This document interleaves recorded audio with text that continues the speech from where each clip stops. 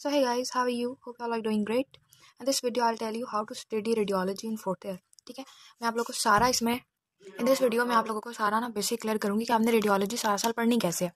सबसे पहले हम लोग स्टार्ट करते हैं कि जो रेडियोलॉजी है ना, इसकी ना हमारे पास कोई भी एक बुक नहीं है। ये रेडियोलॉजी है ना, ये एक बहुत बड़ी डोमेन है। ठीक है, इसकी कोई एक बुक स्पेसिफिक नहीं है और आपको इस बुक स्पेसिफिक कहीं भी मिलेगी भी नहीं। तो इसलिए आप लोगों ने किसी भी बुक की तरफ नहीं जाना, कोई भी बुक नहीं मिलेगी आपको। दूसरी बात ये कि आप लोगों को ना रेडियोलॉजी पास करने के लिए ना आपका बेसिक बहुत स्ट्रांग होना चाहिए। अब आपका बेसिक स्ट्रांग कैसे होगा कि जब आप लोगों ने ना देखा होगा, आपने पढ़ा होगा, आपको 1 2 3 यानी ABC आती होगी उस चीज़ को लेके।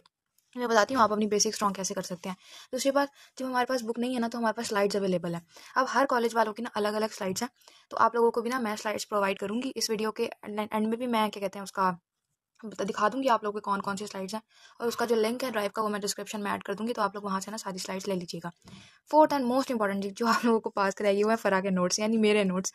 अब मैं आप लोगों को ना दिखाती हूँ, मैंने ना 4 5 पेजेस का ना अपने नोट्स बनाए थे और मैंने उसी से ही ना रेडियोलॉजी तैयार की थी, और यकीन करें अल्हम्दुलिल्लाह अल्हम्दुलिल्लाह मेरा पेपर बहुत अच्छा हुआ था। इंशाल्लाह इंशाल्लाह अभी मैं जैसे ही फ्री होती हूँ ना, मैं रेडियोलॉजी की सीरीज स्टार्ट करूँगी, जिसमें मैं आप लोगों को पहले टॉपिक वाइज जो है वो पढ़ाऊंगी, बेसिक स्ट्रॉन्ग कराऊंगी अपने नोट्स से। ठीक है, वो जिस तरह मैंने पढ़ा था, और एट द एंड फिर आप लोगों को ना कुछ MCQs तैयार करा दूंगी, तो इससे आपकी रेडियोलॉजी पास हो जाएगी। तो हम लोग अपनी सीरीज़ का वेट करेंगे अभी थोड़ा सा। और लास्ट में जो चीज़ है वो है हमारी वार्ड या OPDs। इसका क्या मतलब है? इसका मतलब ये है कि जब आप लोग अपनी रोटेशंस में जाते हो ना, तो वहाँ पे हर पेशेंट के पास ना ऑर्थो किसी भी आप उसमें जाओगे ना, हमारी रिपोर्ट्स रखी हुई होती हैं। तो आप लोगों ने ना बेटे वो ज़रूर देखनी है, MRI की हो, CT स्कैन की हो, एक्सरे की हो। जब आपको एक चीज़ की देखने आती होगी ना कि इस रिपोर्ट को देखना कैसे, तो आपको पढ़ना बहुत ज़्यादा आसान हो जाता है। अब जैसे कुछ चीज़ें एयर हो गया, फ्लूइड हो गया, बोन होगी, आपको ये देखने से पता चलेगा कि ये CT में कैसी नज़र आती हैं, ये MRI में कैसी नज़र आती हैं, ये एक्सरे में कैसी नज़र आती हैं, ये अल्ट्रासाउंड में कैसी नज़र आती हैं। हर चीज़ जो हमारी बॉडी में जो 4 डेंसिटीज़ है ना, वो हर किसी में अलग अलग नज़र आती हैं। तो आप लोगों को जब आप लोगों ने अपनी आंखों से देखा होगा ना, तो आपको याद करना ज़रा आसान हो जाएगा। पेपर में ना चीज़ें ज़रा याद नहीं आ रही होती कि यार हमने याद किया था कि फ्लूइड MRI में कैसा नज़र आ रहा था, CT में कैसा नज़र आ रहा था।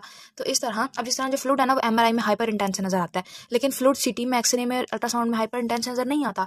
तो वो चीज़ें जब आप लोग अपनी बॉडी OPD में जाके एक्सरे वगैरह देखोगे, तो आप लोगों को ये चीज़ उससे पक्की हो जाएगी। तो आप लोगों ने रेडियोलॉजी के लिए ये वाला काम ज़रूर ज़रूर करना है। मैं भी जाती थी और इवन के अपने घर में भी किसी की भी रिपोर्ट्स वगैरह एक्सरे वगैरह में देखती होती थी, इसलिए मेरा बेसिक स्ट्रॉन्ग था और इसीलिए मेरा पेपर भी अच्छा हुआ था, क्योंकि मुझे देखने आती थी, क्योंकि मुझे बेसिक पता था। एक और बात मैं आप लोगों को ना क्लियर करूँ, इट्स एन ईजियर सब्जेक्ट। अभी ईजिएस्ट कैसे है? अब यकीन करो ये 2 दिन में तैयार होने वाला सब्जेक्ट है, इसलिए ईजिएस्ट है। जस्ट 2 डेज आप लोगों ने अपने देने हैं इसको, और आपकी पूरी रेडियोलॉजी जो है वो तैयार हो जाती है। और जो आप लोगों का ना जब कॉलेज में टेस्ट होगा ना, तो वो ना बहुत टफ MCQs देंगे, बहुत टफ MCQs, मतलब इंतहाई मुश्किल। उनके वो टेस्ट देने के बाद ना कि आपको अपने ऊपर शक होगा कि यार मैंने पढ़ा भी था या नहीं पढ़ा था। लेकिन जो प्रॉफ के SCQs होते हैं ना, वो बहुत सिंपल होते हैं, बहुत सिंपल। लाइक इस टाइप के पूछे होते हैं कि बताओ कि रियल टाइम इमेजिंग कौन सी होती है, फ्लूइड MRI पे कैसे नजर आता है, रेडियोलॉजी में जो अल्ट्रासाउंड है किसने डिस्कवर किया था, कौन से सन में ये डिस्कवर हुआ था। लाइक इस टाइप के। ये मैंने आपको 3 4 MCQs बताई, मैंने आपको अपने प्रॉफ के बताए हैं क्योंकि मुझे याद थे। जो प्रॉफ के MCQs है ना, वो बहुत बेसिक होते हैं और बहुत इजी होते हैं कि आप कर सकते हो उनको तैयार।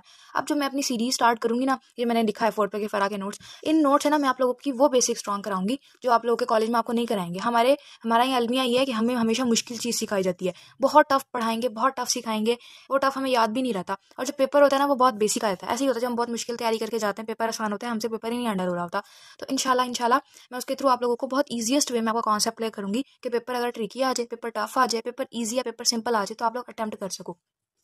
जिन नोट्स की मैं आपसे बात करी थी वो ये है, लेकिन ये मैंने इसमें इस तरीके से डिवीजन की थी कि CT। और हम लोग जब अपना स्टार्ट करेंगे ना, तो हम लोग ऐसे स्टार्ट करेंगे, एक लेक्चर में अल्ट्रासाउंड कवर करेंगे, एक में एक्सरे, एक में मैमो, एक में CT, एक में मैग्नेटिक, एक में न्यूक्लियर। और इसके अलावा अब जो मेरे नोट्स हैं, मैं आपको यहाँ से हल्का सा एक ओवरव्यू दिखा देती हूँ कि इस तरीके से जो है वो मैंने बनाए हुए हैं, और मैं इनको ही आप लोगों को डिटेल में करा दूंगी ताकि आप लोगों का ना बेसिक जो है वो हो जाए स्ट्रॉन्ग। ओके, और इस तरह मैंने लास्ट में करके ना ये 2 पेजेस पे MCQs लिख लिए थे और मेरा पेपर बहुत अच्छा हो गया था इन्हीं से। या मैंने आपको सारा क्लियर कर दिया रेडियोलॉजी से रिलेटेड कि आपने रेडियोलॉजी में 4th ईयर में किस तरीके से पढ़नी है। अब आप लोगों ने जो है कंफ्यूज नहीं होना, ठीक है। और दूसरी बात ये कि अगर इसके अलावा भी किसी का क्वेश्चन हो ना, तो प्लीज़ मारे मारे इधर उधर ना फिरा करो, ना किसी के मिनते तरले किया करो। मुझे ना बस कमेंट सेक्शन में एक दफ़ा आगे कमेंट लिख दिया करो कि आप ही हमें ये समझ नहीं आ रहा, मैं बता दूंगी। मुझे लिटरली बहुत दुख होता है जब आप एक एक सीनियर को पकड़ के ना पूछ रहे होते हो कि ये कैसे पढ़ना है, ये कैसे पढ़ना है, और हर बंदा आपको एक नई राय देता है और फिर आप कंफ्यूज हो जाते हो। इतने इस ओखे में पढ़ने, इस ओखे रोले में पढ़ने की बिल्कुल जरूरत नहीं है। जैसे आपने अपनी वीडियो ओपन करनी है, आपको जिस चीज़ से रिलेटेड आप लिखो, अब यूट्यूब पे सर्च करो, आपको मिल जाएगी वो वीडियो, और आपने कमेंट सेक्शन में आके बस मुझसे पूछ लेना एक दफ़ा कि आप ही मुझे ये समझ नहीं आ रहा, मुझे ये नहीं हो रहा। या जिसके पास मेरा व्हाट्सअप नंबर है, मुझे व्हाट्सअप पे कॉन्टैक्ट कर ले, इंस्टा पे कॉन्टैक्ट कर ले, लेकिन प्लीज़ किसी की मिन्नतें तरले ना किया करो, ठीक है। अपना ख्याल रखो। अगर रेडियोलॉजी से रिलेटेड अब भी किसी का कोई सवाल हो तो मुझसे वो कमेंट सेक्शन में पूछ सकता है। अल्लाह हाफिज़।